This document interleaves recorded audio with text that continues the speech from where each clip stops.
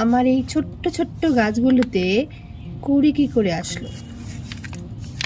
যারা নাকি অনেক পরিশ্রম করেও গাছে কুড়ি আনতে পারছে না, তো সেক্ষেত্রে আমি বলবো একটাই টিপস, যখন নাকি আপনারা ছোট ছোট ডাল থেকে কাটিং তৈরি করবেন, কাটিং তৈরি করার পর সরাসরি বড় টবের মধ্যে গাছগুলোকে মানে কাটিংগুলোকে লাগাবেন না।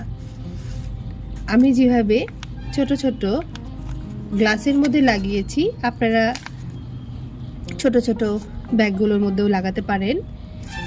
সেক্ষেত্রে দেখবেন গাছের বৃদ্ধিও ভালো হবে এবং গাছের মধ্যে তাড়াতাড়ি কুড়ি আসবে।